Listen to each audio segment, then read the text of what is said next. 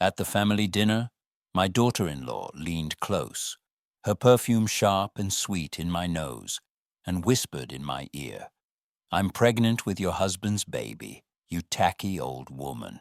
For a moment, the world tilted. My fork clattered against the china.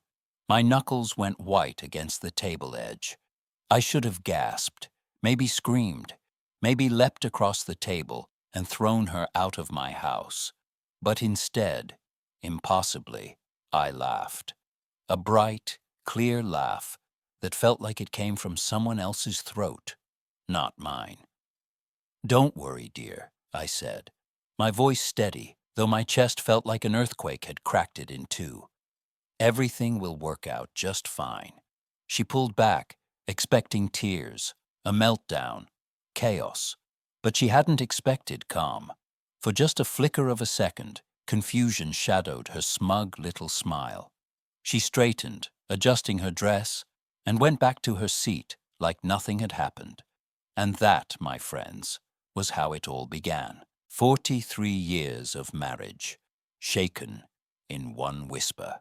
I had been married to Robert Parker for 43 years. 43 years of Sunday mornings with the newspaper and coffee, of birthdays and Christmas mornings, of fights that never lasted long, and of comfort so steady it had become invisible, like the air we breathed. At 65, I thought I knew everything there was to know about my husband, our only son, Michael, and the life we had built together in our colonial-style home just outside of Richmond. I thought I knew where I stood in this family. I was wrong. The setting: a perfect Tuesday night. It was late September, a Tuesday evening that should have been forgettable, if not for what came after. The dining room glowed with golden light from the chandelier Robert had surprised me with on our 20th anniversary. I had laid out my grandmother's china, the delicate ivory plates rimmed in gold, the ones I only brought out on special occasions.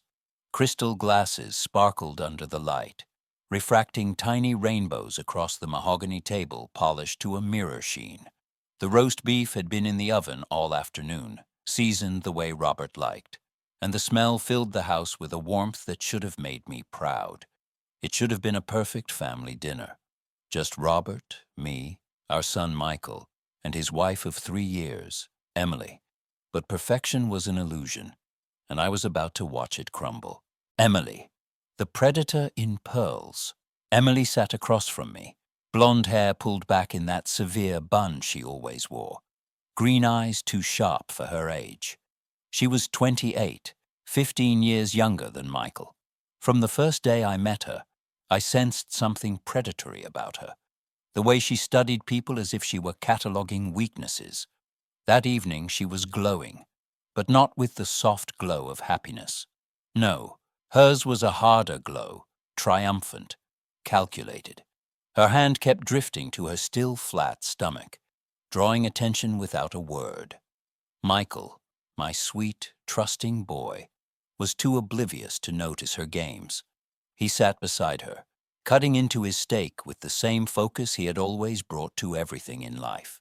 His dark hair fell across his forehead in the same boyish way it had since he was a teenager. And Robert, my Robert, 72, silver-haired, distinguished, the kind of man who still carried himself with quiet authority. He sat at the head of the table, shoulders squared, but eyes cast down at his plate. He hadn't met my eyes all night. In fact, I couldn't remember the last time he had looked at me directly. A chill brushed my spine, though the room was warm, a toast with poison in it. "Mom, you've outdone yourself again," Michael said warmly, gesturing toward the roast. "This is incredible." I forced a smile, but the food tasted like cardboard in my mouth. There was tension in the air, a storm building. "Mother Helen is such a wonderful cook," Emily added, her voice honey-sweet but edged like a knife. "Such a devoted wife and mother. It's inspiring, really." The way she emphasized devoted made my skin crawl. I thanked her politely, because what else could I do? Emily dabbed her lips with her napkin, smiling like a cat who'd cornered a mouse. I've been thinking a lot about devotion lately, about marriage vows, in sickness and in health, for better or worse. Robert's fork clinked against his plate, loud in the sudden quiet. Michael reached for her hand, utterly blind. That's lovely, Em. Marriage is about commitment, building a life together. Emily's eyes gleamed as she looked at me, or sometimes about sharing what's already been built. My heartbeat quickened. Robert still wouldn't meet my gaze. Alarm bells rang in my head, but before I could untangle them, Emily set her fork down with theatrical grace. The announcement. "I have news," she said, standing as though she were about to take a bow on stage. "News that will change everything for this family." Michael straightened, eyes full of hope. "What is it?" Emily smoothed down her dress, placed her hands over her stomach, and smiled. "I'm pregnant." The words struck the room like a thunderclap. Michael's face lit up with joy, pure and unfiltered. He jumped to his feet, wrapped his arms around her, lifting her off the ground. "That's amazing! Emily, that's... Mom, Dad, you're going to be grandparents." I should have cried happy tears. I should have rushed to hug her. Instead, something cold twisted deep inside me as I caught the look she shot Robert over Michael's shoulder. A look of triumph, as if she'd just checkmated us all. "Congratulations," I managed, though my voice sounded hollow to my own ears. The whisper. Michael was too busy pouring champagne to notice when Emily circled the table toward me. She leaned down, as if to give me a congratulatory hug. Instead, her lips brushed my ear. "I'm pregnant with your husband's baby, you old fool." The world tilted. The chandelier blurred. I gripped the table to keep myself from collapsing. My pulse roared in my ears. But outwardly, I smiled. Outwardly, I laughed. A clear, ringing laugh that echoed in the dining room. "Don't worry, dear," I said smoothly, though inside I was burning alive. "Everything will work out just fine." Emily pulled back, startled. She had expected drama, tears, rage. Instead, my composure had unbalanced her. For once, her smugness faltered. A crumbling world. Michael raised his glass, oblivious. "To new beginnings."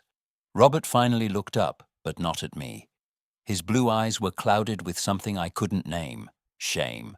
Fear. I realized then that whatever Emily's game was, he was part of it. I lifted my glass with a steady hand, playing my role as the proud mother-in-law, while inside I screamed. The rest of dinner passed in a blur. Words, laughter, food, all meaningless. My life, the life I thought I had built over 4 decades, had cracked open in a single night. When Michael and Emily finally left, buzzing about baby names and nursery colors, Emily shot me one last look over her shoulder. A look of satisfaction. A look that said, "I've won." Alone in the kitchen, I stood in my kitchen, loading dishes into the washer like an automaton. Robert appeared in the doorway, shoulders sagging, looking older than his 72 years. "Helen," he began, his voice rough. "Not tonight," I said without turning around. My voice was ice. "I can't do this tonight." He sighed, footsteps retreating up the stairs to the bedroom we had shared for over 4 decades. I stayed in the kitchen, surrounded by the wreckage of what should have been an innocent family dinner, wondering how long I had been living among strangers. The night that stole my sleep. That night, I lay in bed beside Robert, listening to the steady rhythm of his breathing. My mind wouldn't rest. Every creak of the house, every hum of the refrigerator seemed amplified in the silence. I stared at the ceiling, replaying her words again and again. "I'm pregnant with your husband's baby." The words didn't just wound me. They hollowed me out. They cracked the foundation of 43 years of marriage. And though I didn't know it yet, that whisper was only the beginning. Sleep didn't come that night. I lay in bed beside Robert, watching the shadows crawl across our ceiling as the hours dragged on. His breathing was slow and even, as if he had not a care in the world, while my mind raced in circles. How long had I been blind? How long had the signs been there, waving in my face, only for me to dismiss them as quirks of old age or stress? The truth was, the clues had been there for months, and looking back now, I realize I should have seen them all. Subtle changes. It started small, subtle enough that I brushed it aside. 3 months ago, Robert began showering at strange times. My husband was a creature of habit. Every morning, for as long as I'd known him, he showered at 6:30 a.m., sharp, before breakfast. Then, suddenly, he started showering again after working in the garden, or just before dinner, even when we weren't going anywhere. When I asked why, he gave me a half smile and said, "Don't want to stink like fertilizer while eating your roast chicken." It sounded reasonable enough, and I believed him, because why wouldn't I? But now, after Emily's whisper, those showers felt like attempts to wash away something more than dirt. The credit card bills. 2 months ago, a credit card statement arrived with charges I didn't recognize. A florist in the next town over, a jewelry store I'd never heard of. When I asked Robert, he chuckled and said, "Planning surprises for your birthday, sweetheart." The problem was, my birthday was still 4 months away, and yet I had smiled, kissed his cheek, and let it go. Because that's what you do after 4 decades of marriage. You give the benefit of the doubt. You trust. Now I wondered if trust had been the rope I'd used to hang myself. Emily's visits.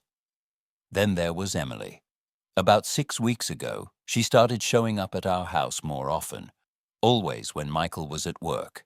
She'd knock on the door with her perfectly manicured nails, carrying some excuse. "I want to learn family recipes, Helen," she'd say, her green eyes wide with false innocence. "Michael loves your meatloaf. Could you teach me?" Or, "I need some advice about marriage. You've been married so long. I really admire that."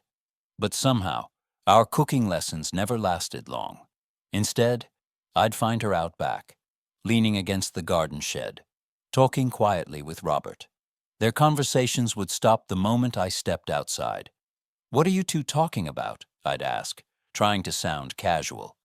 "Just the roses," Robert would say, his voice too quick, too rehearsed. "Emily wants to learn about gardening." But Emily had once told me she hated dirt under her fingernails. She had laughed about how primitive gardening was. And yet, here she was, spending hours by Robert's side, smiling in ways that made my stomach twist. At the time, I told myself it was vanity. An old man enjoying the attention of a young, beautiful woman. Harmless, I thought. Nothing to worry about. Now, those memories burned like acid. Breakfast in silence. The morning after the dinner, I went through the motions like an actress reading lines. Coffee for 2. Eggs over easy, the way Robert liked. Whole wheat toast, sliced diagonally. Always diagonally. He sat across from me at the small breakfast table, reading the paper. The sun streamed in through the kitchen windows, catching the silver in his hair. "Sleep well?" he asked, not looking up. "Fine," I lied. The silence stretched, heavy with everything unsaid. Finally, he folded the paper neatly and stood. "I'll be working in the garden today. The roses need attention before the first frost." How many times had he used that excuse lately? Working in the garden. Those words, once ordinary, now felt like a code for something darker. I watched him walk out the door, noticing for the first time the stoop in his shoulders that hadn't been there a year ago. He looked older, tired, burdened, and I wondered, had I ever truly known the man I'd shared my life with? The phone call. From Michael. The phone rang, jarring me from my thoughts. "Mom!" Michael's voice was bright, full of joy. "Did you sleep at all last night?" I was too excited to close my eyes.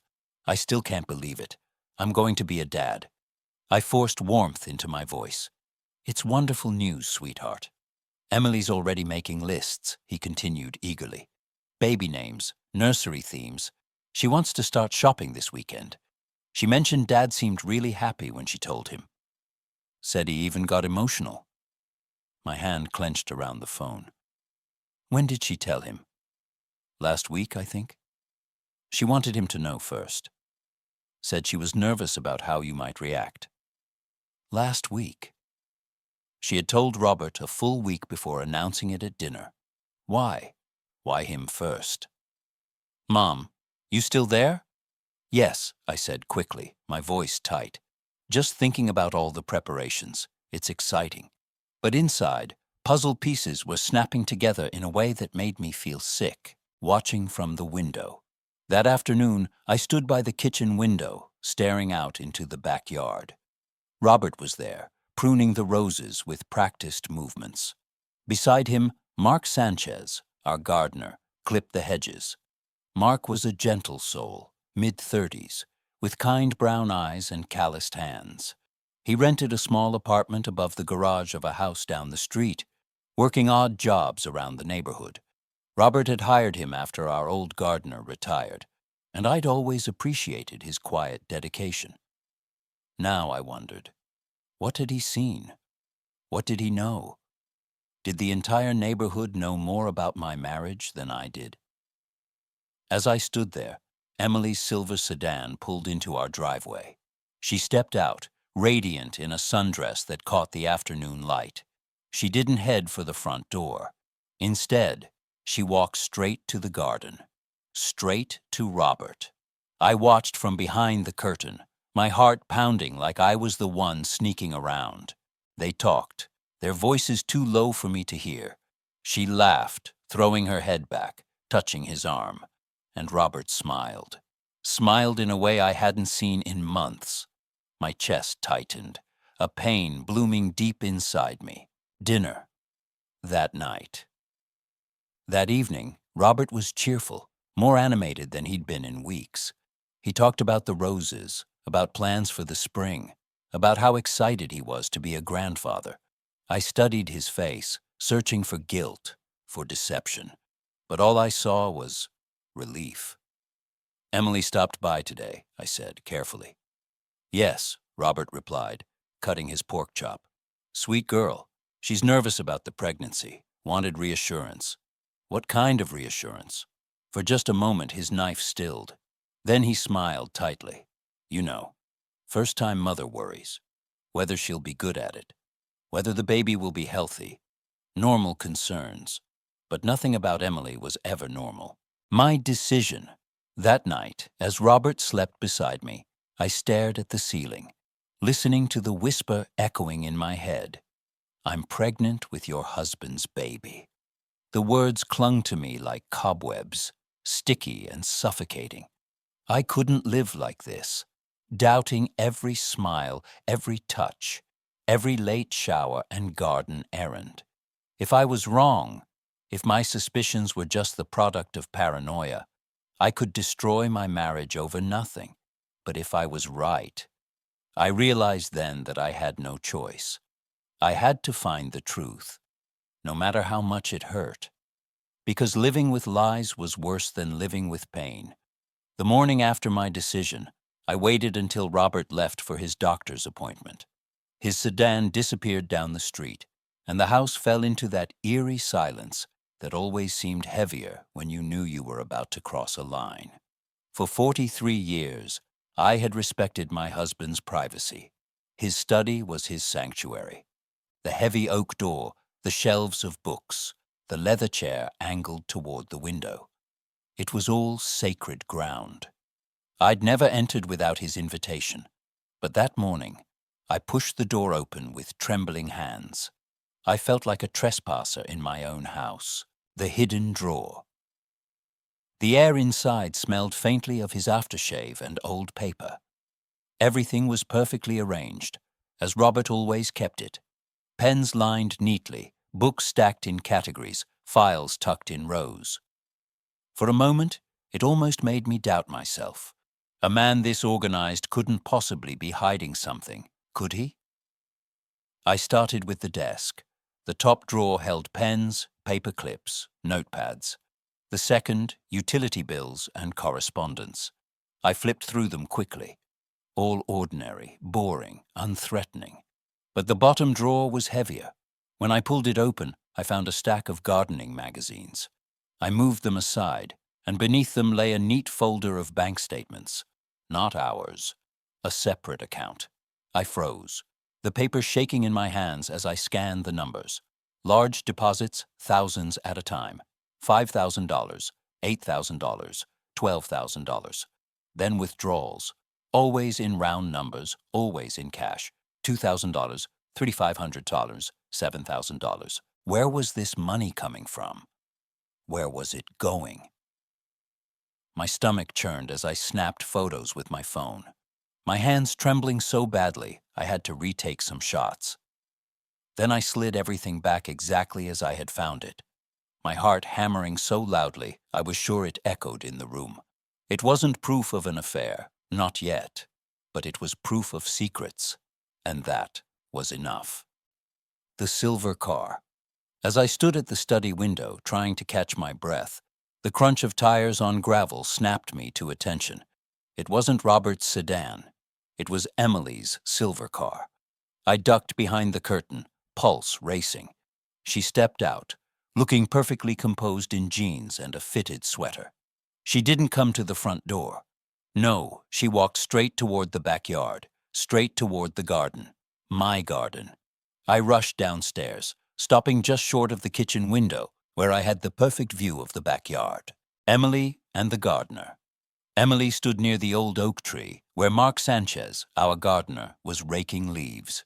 They spoke in low, urgent voices.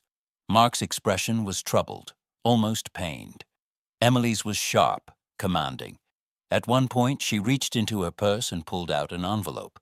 My breath caught as she pressed it into his hand. He glanced around nervously, then shoved it into his jacket pocket. Money. She was giving him money. But why?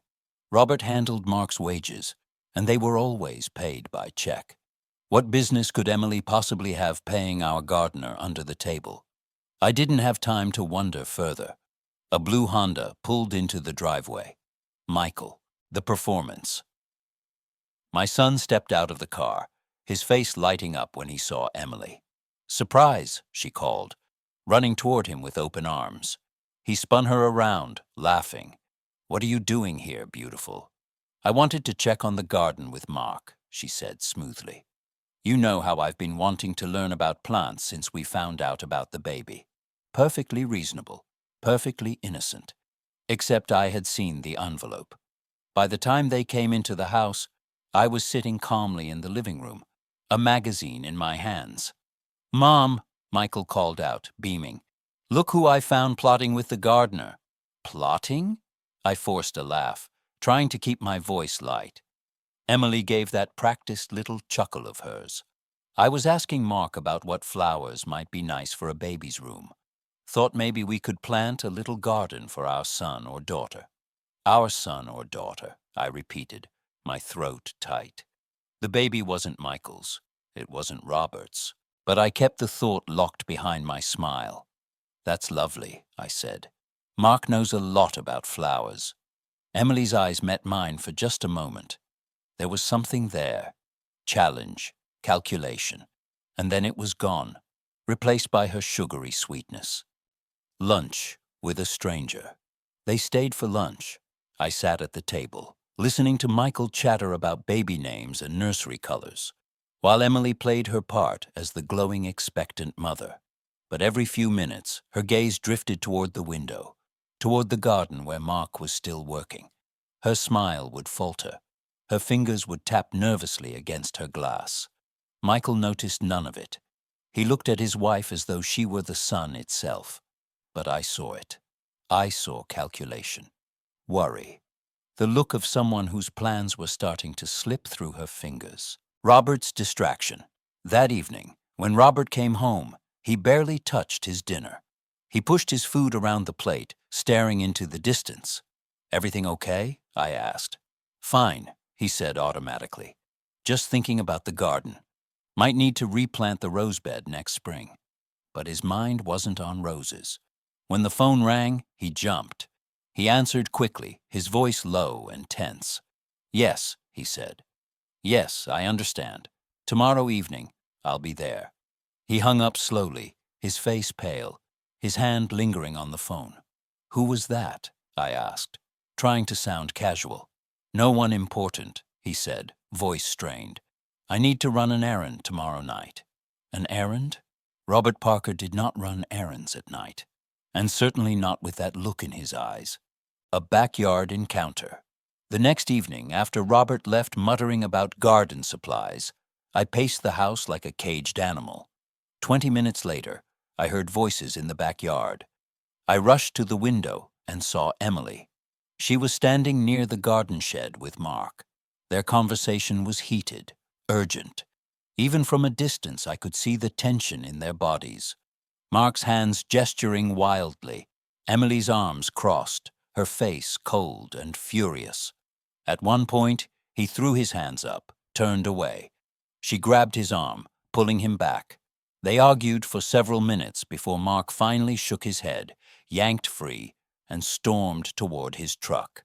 Emily stood alone under the security light, her face hard, desperate, dangerous. When Robert returned an hour later, he went straight to his study.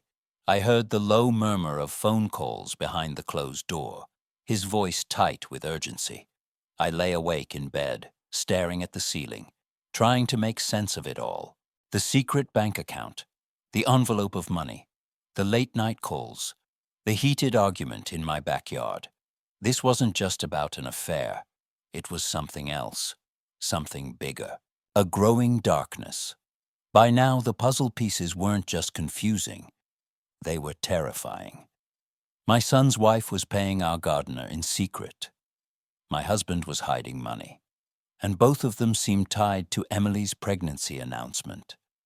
The walls of my house, the house where I had raised Michael, where Robert and I had built our lives, no longer felt safe.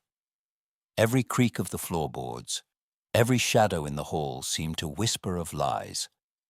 I didn't know the truth yet, but I knew one thing for certain. Whatever was happening in my family was darker than anything I had ever imagined. And I wasn't going to stop until I uncovered it all. The storm rolled in without warning. By late afternoon, the sky had turned the color of bruises, clouds pressing low over the house. The air was thick, electric, charged with the same restless energy that had been crawling under my skin for weeks. I stood at the kitchen window, arms folded, watching Robert pace the garden as the first fat drops of rain splattered against the roses. He should have come inside.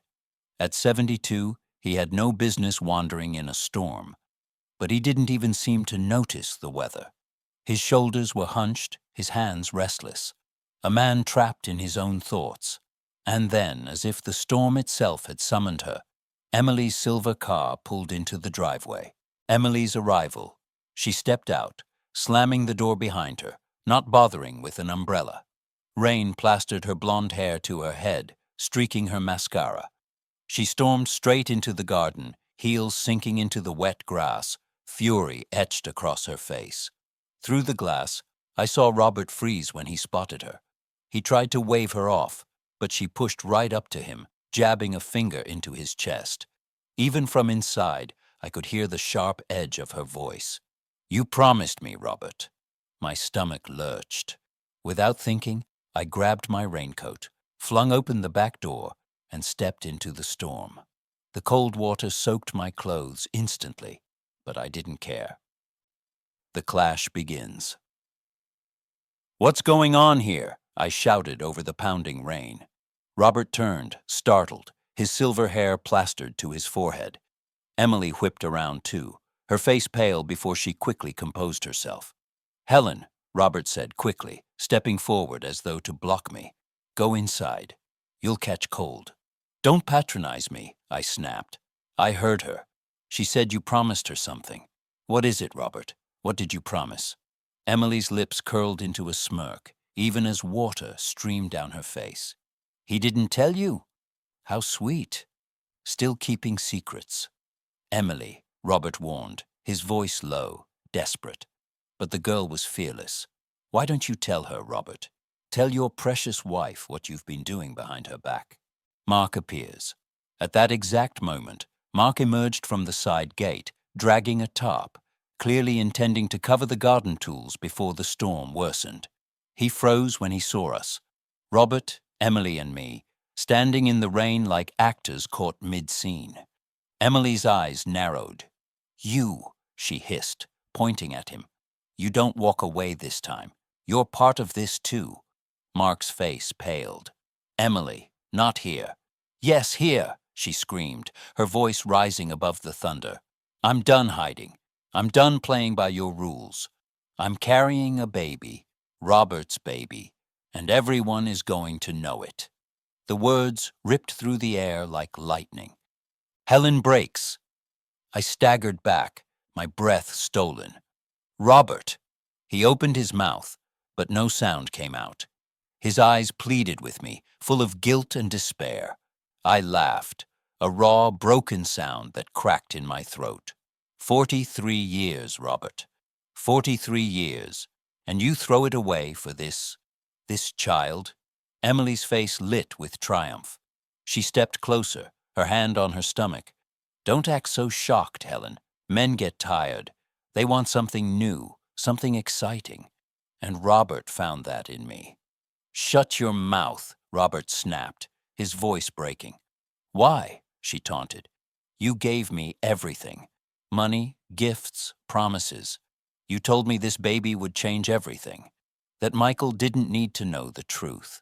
Mark's interruption. "That's enough!" Mark shouted suddenly, his voice cutting through the storm. We all turned to him. He was shaking, his dark eyes burning. "You're lying, Emily," he said fiercely. "Tell them the truth. That child isn't Robert's." "What?" I gasped, whipping around to face him. Emily's face twisted with rage. "Shut up, Mark. You don't know what you're talking about." "Yes, I do," he said, stepping closer, rain dripping from his hair. "Because you told me. You cried to me about it. You said you couldn't keep the secret forever, that it was eating you alive, that the baby wasn't Robert's or Michael's." Emily's face went white. The storm. Within the storm. My heart pounded so hard I thought it would burst. "Then whose child is it?" I demanded. Emily's lips pressed into a thin line. She looked from me to Robert, then back to Mark.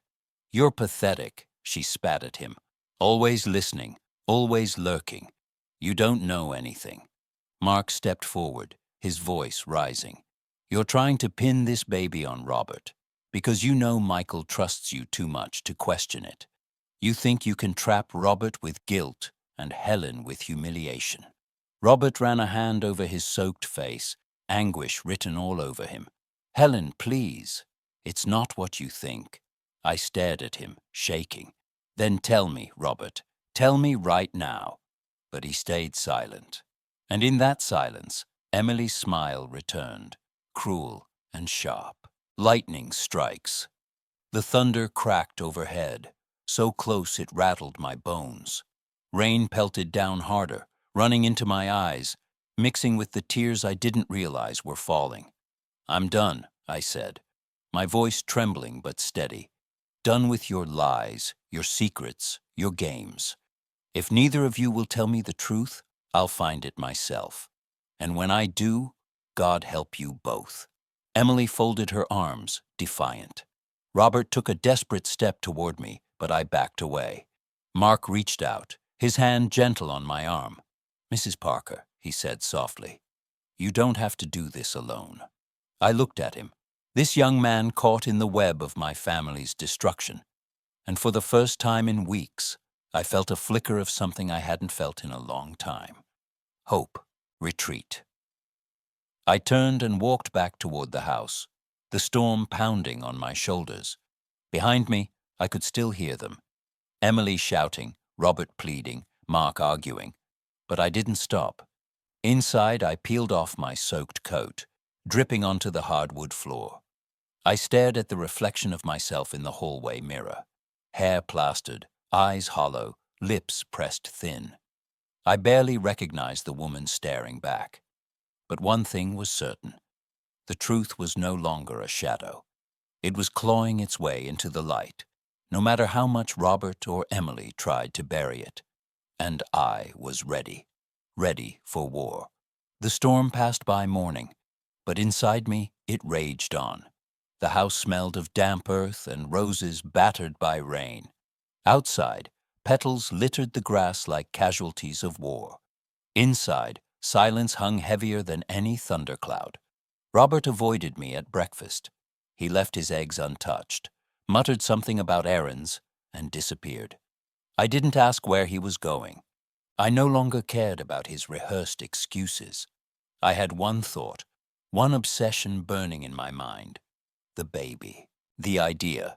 If Emily's baby was Robert's, then everything I feared was true. My marriage was dead, my life a mockery. But if it wasn't his, if Mark was right, if Emily was manipulating all of us, then maybe there was still something left to salvage. There was only one way to know: DNA. The word lodged itself in my brain like a stone. Cold, heavy, undeniable. Reaching out. I couldn't do it alone. I needed help. And the only person who had shown even a sliver of honesty through this nightmare was Mark Sanchez. That afternoon, I walked to the side gate and found him repairing the shed roof, his shirt damp with sweat, despite the cool air after the storm. "Mark," I called softly. He looked down, surprised. "Mrs. Parker, you okay?" I hesitated. I had spent days wondering if I could trust him. But his eyes, steady, concerned, unflinching, gave me courage. "I need your help," I whispered. "The plan." We sat in the garden, on the bench Robert once built for me, and I told him everything. Emily's whisper, the bank statements, the confrontation in the rain. Mark listened in silence, jaw tight. When I finished, he exhaled slowly. "I believe you. And you're right. A DNA test would end this once and for all." "But how?" I asked, my voice trembling. "We can't just ask Emily for a sample. She'd never agree." Mark's brow furrowed. "Then we get one without her knowing." The words chilled me. Sneaking behind my daughter-in-law's back, stealing from her. It felt wrong. But so did living in the dark. "What kind of sample?" I asked. "Hair, toothbrush. Anything with her DNA on it," he said. I nodded slowly. It was reckless. It was desperate. It was exactly what I had to do. The baby shower. 2 weeks later, Emily hosted a mini shower at her house. Just close friends, a few neighbors, and me. Michael had insisted I come. "She wants you to feel included, Mom," he said brightly. "You two are family. The baby's going to need both of you." Family. The word stung. I arrived with a tray of lemon bars and a smile painted on my face. Emily greeted me at the door, glowing, her bump now unmistakable beneath a silk dress. She kissed my cheek as if she hadn't nearly destroyed me in the rain 2 weeks before. "Come in, Helen," she cooed. "I want you to sit right up front. This day is for us. Us." I smiled back, my heart hardening. The toothbrush. The party stretched into the afternoon.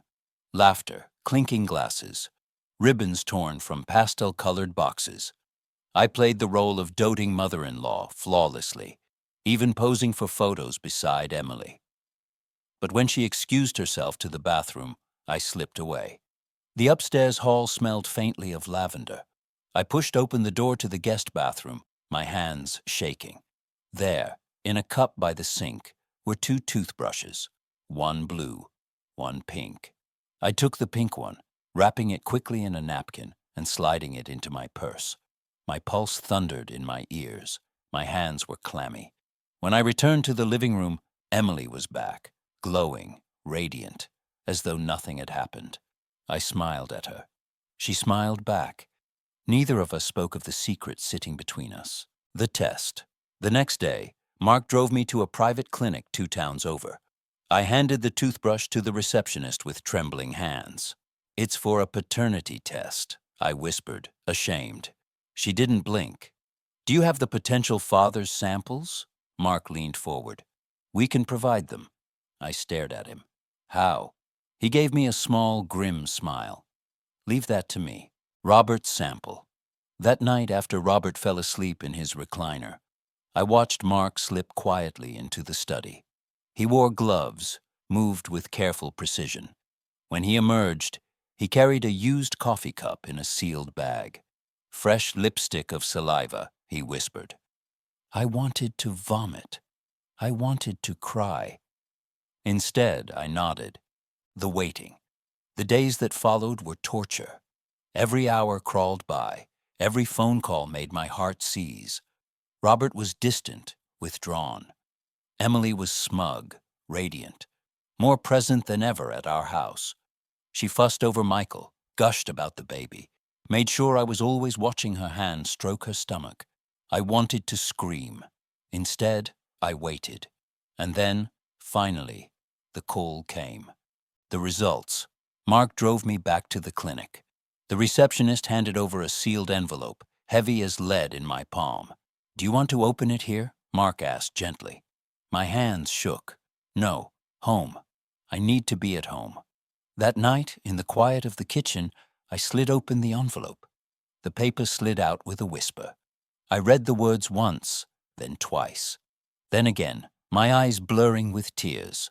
Probability of paternity, 0%. Robert was not the father. I let out a sound, half sob, half laugh, that startled even me. Relief and devastation warred inside me. Robert hadn't betrayed me with a child, but Emily had lied. Lied to Michael, lied to Robert, lied to all of us. The question remained, whose baby was it? A flicker of strength.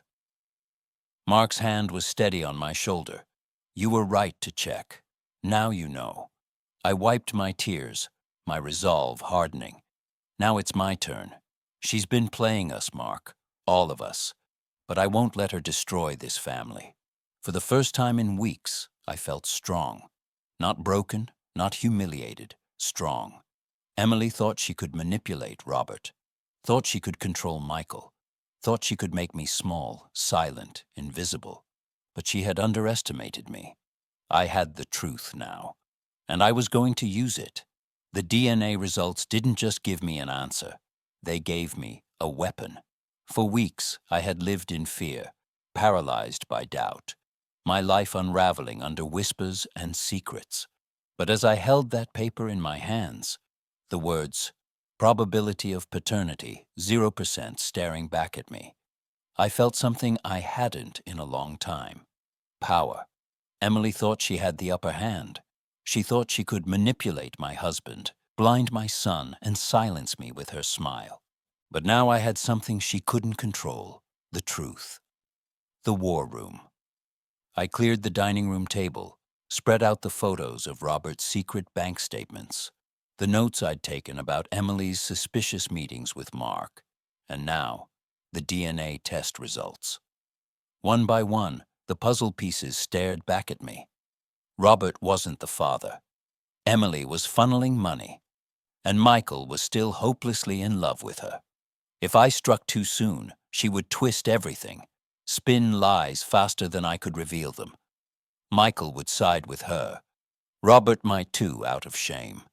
No, I couldn't just blurt the truth. I needed a plan. A precise, surgical strike. Recruiting Mark. The next morning, I asked Mark to meet me at the old gazebo at the far edge of the property. The wood was weathered, the paint peeling, but it was private, hidden from the house, the street, the world. When he arrived, I handed him the envelope. He read quickly, then looked up, eyes wide. So it's true. The baby isn't Robert's. I nodded. But Michael doesn't know, and Emily will fight to keep it that way. Mark clenched his fists. She's playing everyone. I should have exposed her the day she tried to pay me off. I placed a hand on his arm. Not yet. If we push too hard, she'll turn Michael against us. He's blinded by her. We need evidence even she can't explain away. Mark's eyes darkened. What do you need me to do?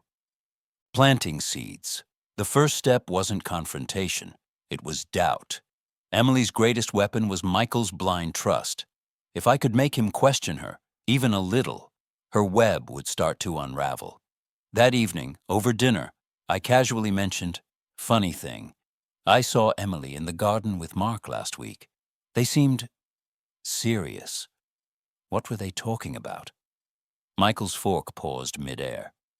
"Probably plants, Mom. She's excited about the nursery." I smiled faintly. "Maybe. She did give him an envelope, though. Cash, I think." Michael frowned. "That doesn't sound like Emily. She would have told me." I shrugged, feigning innocence. "I'm sure it was nothing, but you might want to ask her, just so you don't get caught off guard." The seed was planted. It was Robert's guilt. Robert was harder. Guilt had locked him in silence, and silence was Emily's shield. If he broke it, she was finished. I waited until late one night, when he was nursing a glass of whiskey in his study. I set the DNA results on his desk. He stared at the paper for a long time, his hands trembling. Finally, he whispered, "Not mine." "No," I said evenly, "not yours." His shoulders sagged. "Helen, I swear, I never touched her." She twisted my words, my kindness. I was weak, but not that weak. I studied him carefully. His voice cracked, his eyes watered. For the first time, I believed him. "Then help me," I said. "Help me protect Michael from her." He nodded slowly, shame etched across his face. "Whatever it takes." The trap. Emily prided herself on control. She loved attention, adored being the center of every room. That was her weakness. So I decided to use it. I convinced Michael to host a small family dinner, just the four of us. I offered to cook, to make it special, to celebrate the baby. Michael was thrilled. Emily beamed. She thought it was her stage. She had no idea it was her trial. Dinner preparations. The night of the dinner, I set the table with Robert's best china, polished the silverware until it gleamed. The roast filled the house with the smell of garlic and rosemary. It looked like a celebration, but beneath the surface, it was an ambush. Robert and I had agreed. He would stay silent until the right moment. Mark, stationed nearby, would be ready with his own testimony if things spiraled. I kept the DNA results tucked inside a book on the sideboard. Waiting. The dinner. At first, everything was pleasant. Emily laughed too loudly, touched Michael's arm too often, played the role of radiant mother-to-be. "Your mom's gone all out," she gushed. "This feels like Thanksgiving." I smiled politely. "It's a special occasion. We're celebrating family." "Exactly," she said, squeezing Michael's hand. "Family is everything." Her words made bile rise in my throat. The first crack. Halfway through the meal, I leaned back and said casually, "Emily, I meant to ask, why did you pay Mark in the garden last week?" The fork slipped from her hand, clattering against the plate. Her smile faltered. "Excuse me?" Michael frowned. "Wait. What?" "I saw you," I continued smoothly. "You handed him an envelope. Cash, I assume. I just wondered why. I thought Robert always handled payments." Emily recovered quickly, her laugh brittle. "Oh, that. Mark needed an advance for supplies. Robert was busy, so I stepped in. No big deal." Michael relaxed slightly, but the seed of doubt I'd planted earlier bloomed a little more. Escalation. I let the conversation drift for a while, then struck again.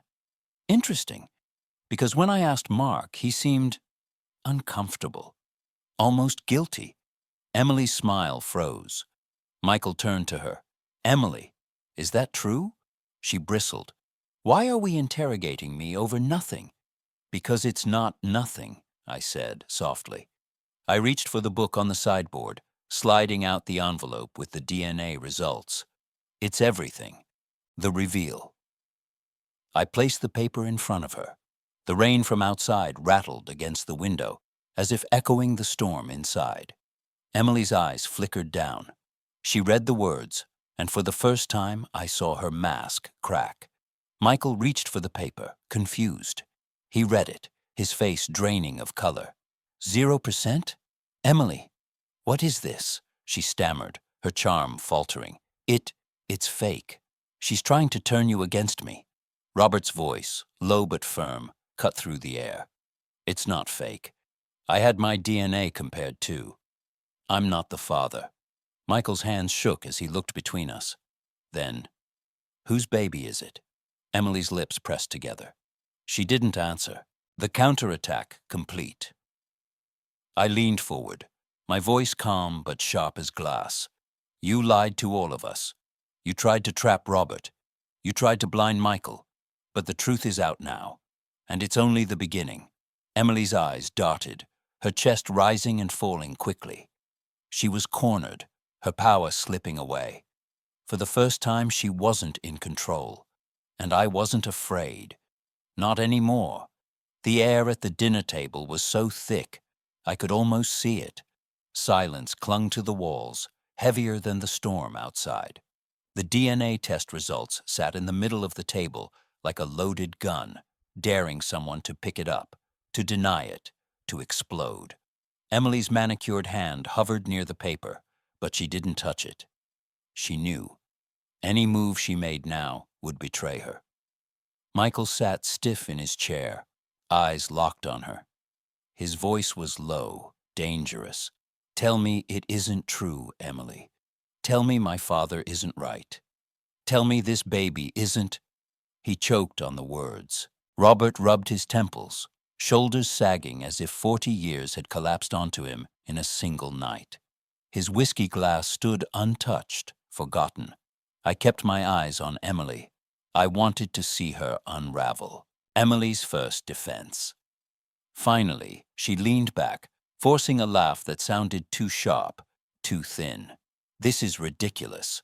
You're all letting her. She jabbed a finger at me. Manipulate you. A DNA test from a toothbrush? That could be anyone's.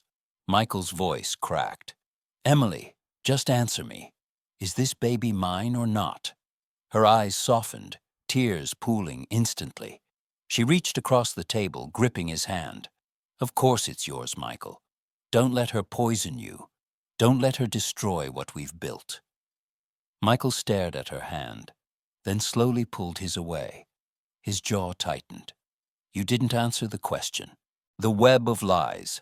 Emily's breath hitched. She flicked her gaze between us, her perfect composure slipping. You think you're clever, Helen, digging through my bathroom, stealing my toothbrush like some obsessed old woman. Her words were knives, but I didn't flinch. Better an obsessed old woman than a liar carrying another man's child into my son's house. Her mask cracked further. She turned back to Michael, desperation spilling out now. She's jealous, Michael.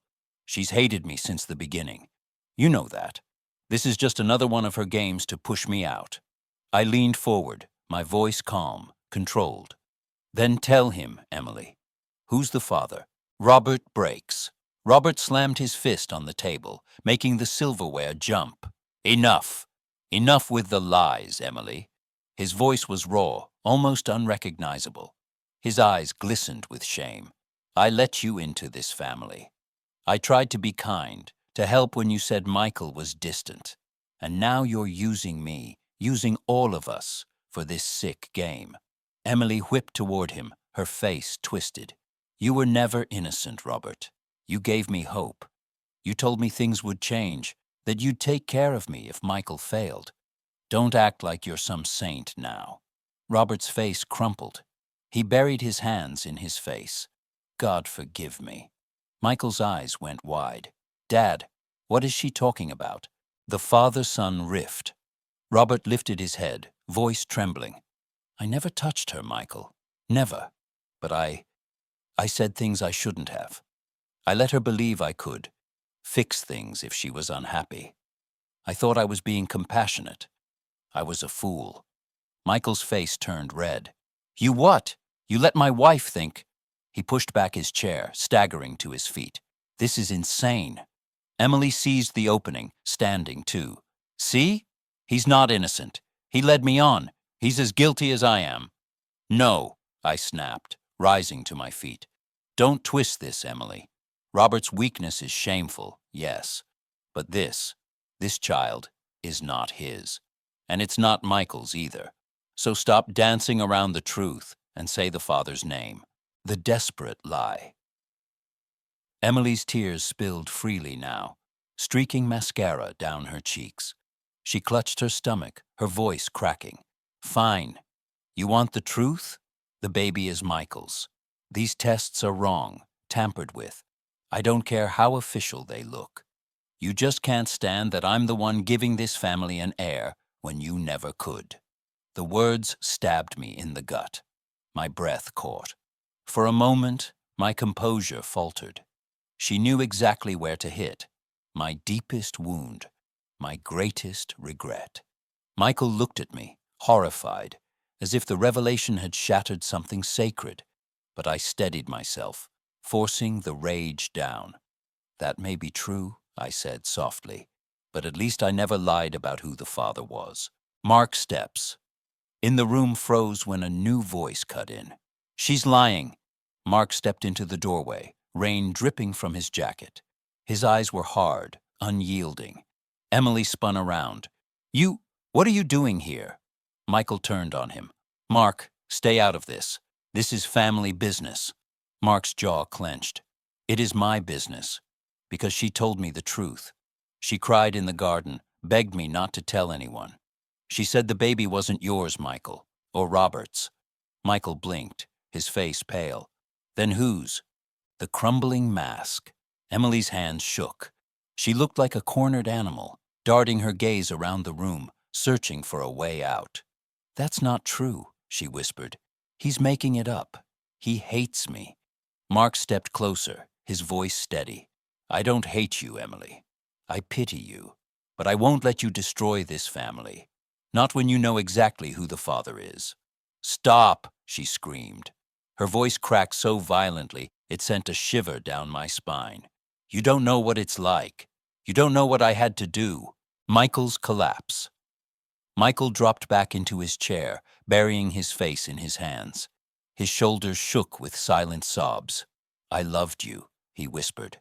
I defended you against everyone. And you. He looked up, eyes red, voice breaking. You were going to let me raise another man's child. Emily reached for him desperately. Michael, please, listen to me. I was scared. I made mistakes, but I love you. We can still fix this. We can still be a family. He flinched away from her touch. Helen's final blow.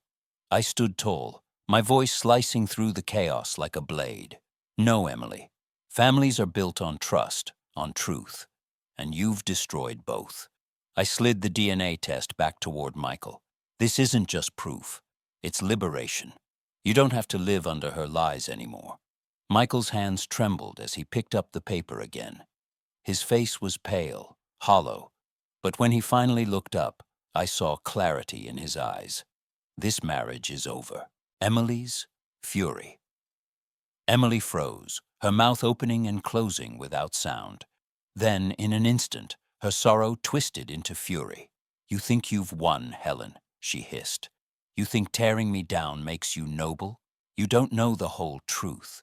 You don't know who the father is. And when you do, it will destroy you even more than me. Her words hung in the air like poison. I narrowed my eyes, heart pounding. Then say his name. But Emily only smirked through her tears, grabbed her coat, and stormed out into the rain, slamming the door behind her. Aftermath. The house trembled in the silence she left behind. Michael sat broken at the table. Robert stared into his whiskey, and Mark lingered like a shadow in the doorway. I stood still, staring at the door, Emily's final words replaying in my head. You don't know who the father is, and when you do, it will destroy you. A chill ran through me, because as much as I hated her, I knew one thing. Emily wasn't bluffing. The worst was still to come. The night of the dinner ended in ruins. The storm outside had quieted, but inside our house the wreckage was complete. Trust shattered, love twisted into betrayal, silence heavier than any thundercloud. Emily's words lingered long after the door slammed. You don't know who the father is, and when you do, It will destroy you." For days, her voice echoed in my head like a curse. The fallout. Michael didn't come home that night. He packed a bag and drove off without a word. Robert sat in the study with his whiskey, staring at the DNA results until dawn. And me? I sat in the kitchen, tracing the rim of my teacup, waiting for the house to breathe again. When Michael finally returned 3 days later, his face was hollow. His eyes carried the weight of a man who'd seen his whole future crumble. "I filed for divorce," he said flatly, dropping papers on the table. His hands trembled. "Emily won't contest it. She knows she's caught." I nodded, relief mixing with sorrow. "I'm sorry, son." He shook his head. "Don't be. I should have listened to you. You saw her for what she was before I did." I reached for his hand. "Love blinds us all. What matters now is healing." The father revealed, but Emily wasn't done. A week later, gossip rippled through town like wildfire. At the grocery store, the whispers followed me down every aisle. At church, the stares burned holes in my back. And then the truth surfaced. The father of Emily's child wasn't Michael, wasn't Robert. It was Mark's older brother, Ethan Sanchez, a married man, a contractor who occasionally worked with Mark. The revelation rocked not just our family, but the entire community. Emily had been seeing Ethan for months, manipulating Mark into silence, using the baby as leverage to secure her place in the Parker family. When Ethan's wife found out, she threw him out. His business collapsed. His reputation was ruined. Emily had destroyed more than one family. Emily's downfall. The day I saw her last, she wasn't the glowing, polished woman who had once walked into my home like she owned it. She was pale, tired, her designer clothes hanging off her frame. The baby in her arms was the only thing she clung to. She didn't meet my eyes when we crossed paths outside the courthouse. "Congratulations," she muttered bitterly. "You won." I shook my head. "There are no winners here, Emily. Only survivors." For a moment, I thought I saw regret flicker across her face. But then she turned away, disappearing into the crowd, her fate sealed by her own lies. Robert's reckoning. Robert carried his shame like a stone strapped to his back. He confessed everything to Michael. Every careless word, every moment of weakness. "I failed you," he told our son, his voice breaking. "I failed your mother, too. I should have been stronger." Michael didn't answer right away. He just sat there, eyes down, his hands clenched. Finally, he said, "You let her play you, but you didn't betray us the way she did. It wasn't forgiveness, not yet, but it was a start." As for me, I stood in the doorway, listening, my heart torn between anger and compassion. Robert had nearly destroyed us, but he had also chosen to stand with me when it mattered most. That counted for something. Michael's healing. Michael moved back into his old room for a while. The house felt like it had rewound 20 years. My son upstairs, my husband in the study, me in the kitchen, the rhythm of a family I thought I'd lost. But things weren't the same. They couldn't be. At night, I heard Michael crying softly, muffled by his pillow. He had loved Emily with all his heart, and she had torn it apart. One evening, I knocked on his door and found him staring at an old photo of their wedding day. "She made me believe I wasn't enough," he whispered. "That if I just worked harder, loved her more, she'd be happy. But she was never really with me, was she?"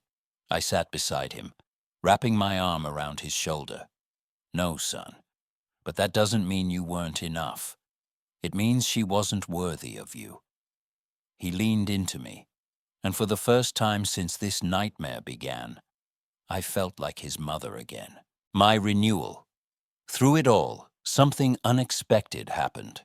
I began to change. For years, I had been the quiet wife, the dutiful mother, the background figure in my own story. But facing Emily had forced me to speak, to fight, to reclaim my voice. Neighbors who once pitied me now looked at me differently, like a woman who had stood up, not back down. Even Robert noticed. One evening, as we sat on the porch watching the sunset, he said softly, "You're stronger than I ever gave you credit for, stronger than me." I didn't reply, but deep inside, I knew he was right. A new beginning. The house slowly healed. The whispers in town faded. Michael began counseling, rebuilding piece by piece. Robert tried harder, helping in the garden, cooking dinner, even going to church again.